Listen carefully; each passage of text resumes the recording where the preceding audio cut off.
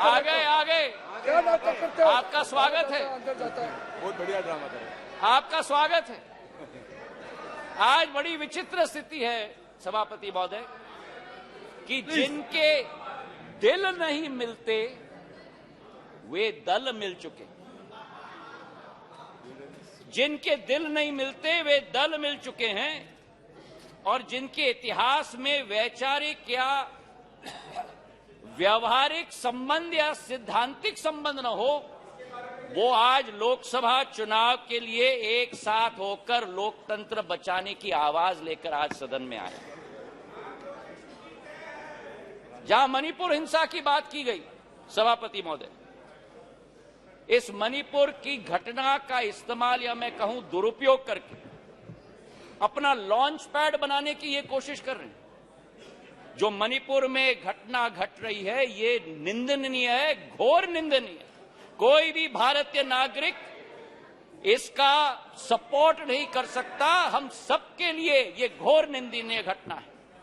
लेकिन अध्यक्ष महोदय, सभापति महोदय, अगर भारत के इतिहास के काले पन्ने पलटें तो मैं पूछना चाहता हूं, सन 1964 के बंगाल के दंगे के समय में ये मौन क्यों थे?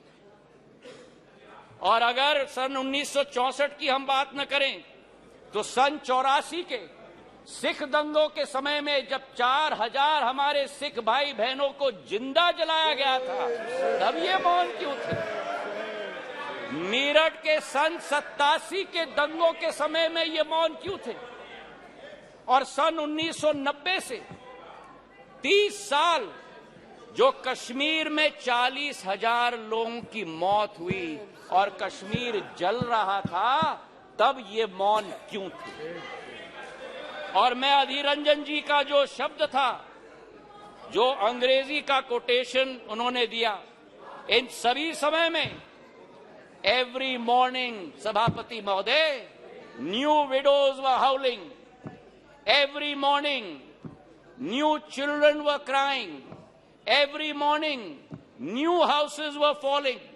और मूक दर्शक के रूप में हमारे ये साथी बैठकर सरकार में बैठे हुए थे। आज यहां बैठकर गौरव गोगोई जी ने,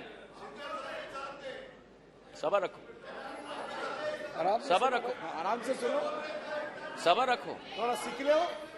गौरव गोगोई जी ने आसाम अकॉर्ड की बात की। जिस आसाम अकॉर्ड की बात की, उस आसाम अकॉर्ड का क्रियान्वयन कांग्रेस की सरकार ने कभी की? आज मैं पूछना चाहता हूं कि हमारे पड़ोसी देश बांग्लादेश के साथ 68 वर्षों में हमारे बॉर्डर को निर्धारित नहीं किया था।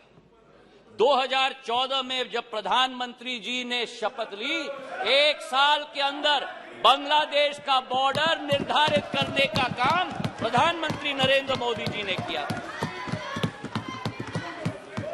अगर सच्चाई मैं बताऊं, प्लीज प्लीज, उत्तेजित मत हो, उत्तेजित मत हो गौरव। नो नो, अगर बोलते हो तो सुनने की क्षमता रखो, सुनने की क्षमता रखो।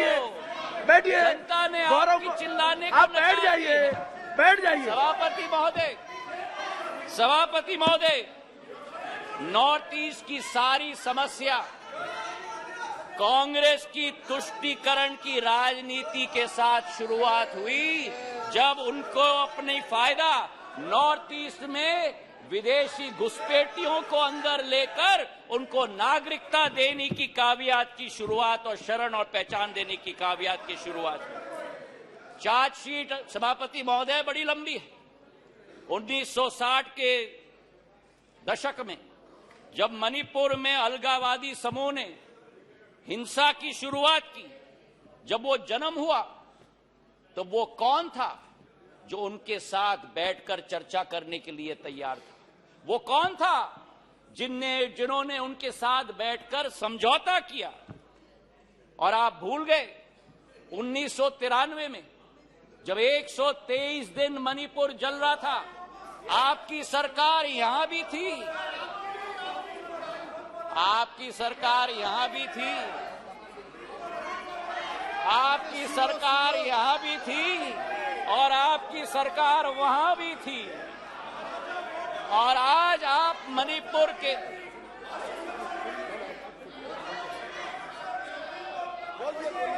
प्लीज और आज सभापति महोदय अधीर दा उठकर कह रहे थे कि मणिपुर के सांसद क्यों नहीं बोले। उस समय मणिपुर का सांसद इस सदन में रोते रोते हुए उनका वक्तव्य क्या था इस संसद में मैं पूछना चाहता हूं। जब आपकी सरकार यहां भी थी और आपकी सरकार वहां भी थी, मणिपुर के सांसद ने इस संसद में 1993 में वक्तव्य दिया। उन्होंने कहा, and I quote, the state government is helpless, it has no funds, the state government cannot even afford to purchase weapons for the security persons to fight the insurgents. Please, ये सुनिएगा, please think that Manipur is a part of this country. It affects the whole nation. शायद कांग्रेस के नेता को इन शब्दों को सुनना चाहिए था कल यहां भाषण देने के पहले। मुझे आज सभापति महोदय मुजफ्फर वारसी जी की शब्द याद आती और मैं कोट करना चाहता हूं, औरों के ख्यालात की लेते हैं तलाशी, औरों की ख्यालात की लेते हैं तलाशी और अपने गिरबान में झांका नहीं जाता। आज ये स्थिति उत्पन्न हो गई है। तथ्यों के आधार पर अगर हम बात करें, कल गृह मंत्री जी ने सदन में पूरा व्याख्यान दिया। इनके मंत्री संतरी न तंत्री एक बार भी मणिपुर गए। हमारे गृह मंत्री 3 दिन वहां रात दिन बिताए हैं। हमारे राज्य मंत्री ने 23 दिन, नित्यानंद राय जी ने मणिपुर में बैठकर स्थिति का जायजा लिया। आज राहत राशि वहां पहुंची है, अनाज पहुंचा है, वर्चुअल सिस्टम से स्कूल्स चल रही हैं, आर्मी की फोर्स पहुंची है, इवैक्यूएशन में हम मदद कर रहे हैं। जो भी हम लोग कोशिश कर रहे हैं, और आंकड़े की आप बात करते हो तो आंकड़े की पुष्टि करो। ये पिछले 9 साल मणिपुर में सबसे शांतिपूर्ण समय रहा है इंसर्जेंसी के दृष्टिकोण से।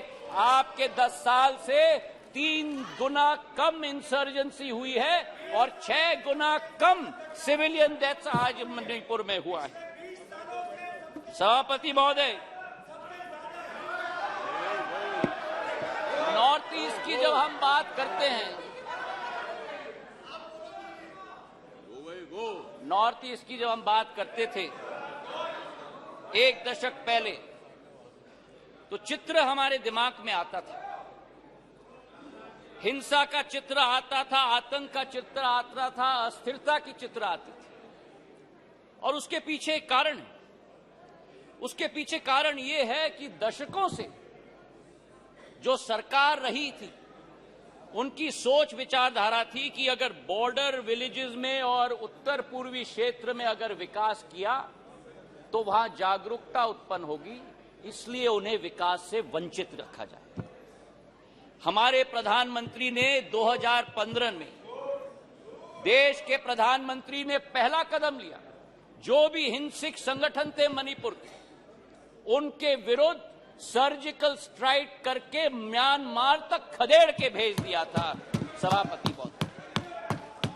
और उसके बाद पहला कदम जो लिया, विकास व्यापक सोच के साथ, एक विचारधारा के साथ, उन्होंने एक विकास का मंत्र दिया सभापति महोदय, विकास का मंत्र दिया हीरा, क्योंकि उत्तर पूर्वीय क्षेत्र भारत का हीरा है।